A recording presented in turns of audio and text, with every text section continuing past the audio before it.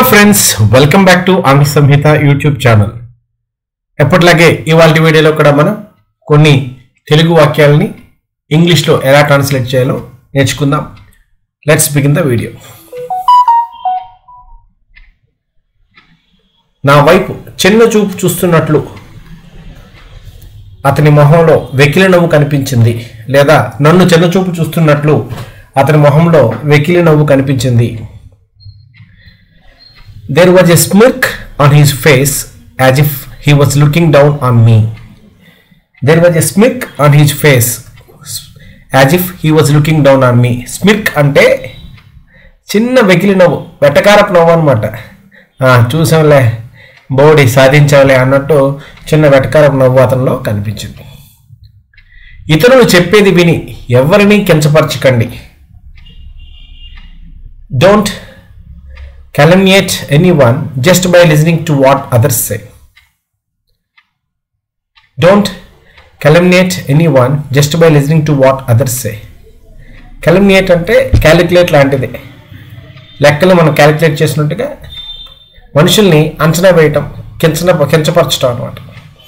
ఈ calumniate అంటే తక్కువగా చూడటం.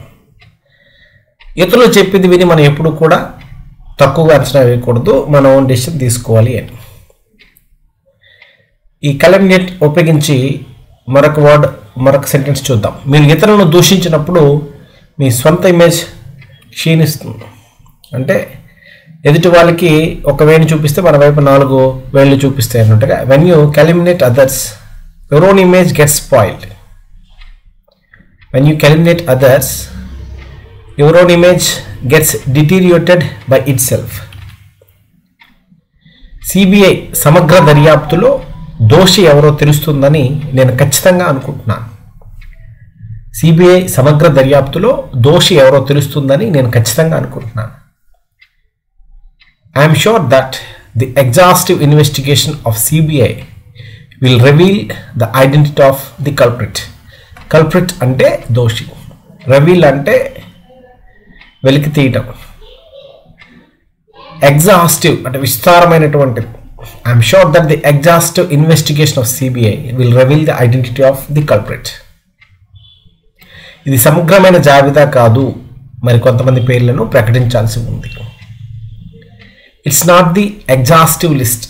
A few more names are yet to be announced. It's not the exhaustive list. A few more names are yet to be announced. ఈ పుస్తకంలో ఏవైనా లోపాలను గుర్తించగలరా? Can you spot any flaws in this book? Can you spot any flaws in this book? నిరంతరం కష్టపడితే ఇంగ్లీష్లో అపారమైన మెరుగుదల సాధించవచ్చు. You can have immense improvement in English if you work hard consistently. English అనేటువంటిది ఒక లాంగ్వేజ్ మాట్లాడడం అనేటువంటిది ఒక స్కిల్ కాబట్టి, స్కిల్ అనేటువంటిది ప్రాక్టీస్ ద్వారా మెరుగుపడుతుంది కాబట్టి కన్సిస్టెంట్గా నిరంతరంగా బ్రేక్స్ లేకుండా మనం ప్రాక్టీస్ చేస్తే ఇంగ్లీష్లో ఇంప్రూవ్మెంట్ అనేటువంటిది ఉంటుంది. ఆమె నది యొక్క విస్తీర్ణాన్ని చూస్తుంది. నది చాలా ప్రదేశాన్ని ఆక్రమించి ఉంటుంది కదండి. ఆమె ఈ నది యొక్క ఏరియాని అంతా చూస్తుంది. She was gauging at the immense expansion of the river, or she was gauging at the immense expanse of the river. Gauging అంటే చూడటం. నా డ్యాన్స్ను ఆయన చాలా దారుణంగా ఉందని విమర్శించారు. దయనీయంగా ఉండడం అంటే దారుణంగా ఉందంటాం కదా, అది. He derided my dancing as pathetic, or he derided my dance as pathetic. Pathetic అంటే దయనీయంగా ఉంది, పవర్ స్టేట్లో ఉందని. డిరైడెడ్ అంటే విమర్శించటం, తక్కువగా చేసి మాట్లాడటం. నువ్వు నాతో లేకపోతే నా జీవితం దయనీయంగా ఉండేది. My life would have been pathetic if you had not been with me. My life would have been pathetic if you had not been with me. నా అవ్యక్తమైన భావోద్వేగాలను, అణచబడి ఉన్నటువంటి భావోద్వేగాలను ఆయన ఎప్పటికీ అర్థం చేసుకోలేకపోయారు. భార్యాభర్తల మధ్య సంభాషణలు విడాకులు అయిపోయి ఎందుకమ్మా విడాకులు తీసుకున్నంటే నాలో చాలా ఎమోషన్స్ ఉండిపోయాయండి, బయటకు చెప్పలేను. ఎప్పటికీ ఆయన అర్థం చేసుకోలేకపోయాడు, అందుకే విడాకులు తీసుకున్నాం. He could never understand my pent-up emotions. Pent-up అంటే దాచివేయబడ్డ, అనగదొక్కబడ్డ ఎమోషన్స్ అన్నమాట. He could never understand my pent-up emotions. నా తల్లిదండ్రులను ఈ ప్రపంచానికి పరిచయం చేయాలన్నటువంటి, ఈ ప్రపంచాన్ని చూపించాలన్నటువంటి అవ్యక్తమైన కోరిక నాకు ఉంది. I have a pent-up desire to make my parents visit the world. మొత్తం ప్రపంచ యాత్ర సందర్శన చేయాలన్నటువంటి కోరిక బలంగా ఉంది ఆ అబ్బాయికి. వై అనేది ఆంగ్ల వర్ణమాలలో చివర దాని ముందున్న అక్షరం. ఈ చివరి దాని ముందున్న అని ఎందుకు రాయటం జరిగిందంటే ఇంగ్లీష్లో పెనల్టిమేట్ అనేటువంటి ఒక వర్డ్ ఉంది. పెనల్టిమేట్ అంటే చివరిది కాకుండా చివరి కంటే ఒకటి ముందరనమాట. నెలలో 29వ తారీఖు పెనల్టిమేట్, వారంలో శనివారం అనేటువంటిది పెనల్టిమేట్, 10 ఉంటే 9 అనేది పెనల్టిమేట్. జెడ్ లేదా జీ లాస్ట్ లెటర్ కాబట్టి Y is the penultimate letter. So Y is the penultimate letter in the English alphabet. మనం ఆల్ఫాబెట్స్ అనకూడదండి, 26 అక్షరాలు ఉంటాయి, ఆ సెట్ అంతనే కలిపి మనం ఆల్ఫాబెట్ అంటాం. ఈ ఆల్ఫాబెట్ అనేటువంటి పదం ఎందుకు వచ్చిందంటే గ్రీక్ అక్షరాలని మనం ఇంగ్లీష్లో ఏబిసి ఎలా అంటామో గ్రీక్లో ఉన్నటువంటి 26 అక్షరాలు ఆల్ఫా, బీటా, గామా, డెల్టా, ఫిజిక్స్లో సైన్స్లో మనం చూస్తూనే ఉంటాం, పై, సై ఇవన్నీ కూడా. అందువలన ఆల్ఫా ప్లస్ బీటా ఆ రెండు కలిపి ఆల్ఫాబెట్ అనేటువంటి పదం వచ్చింది.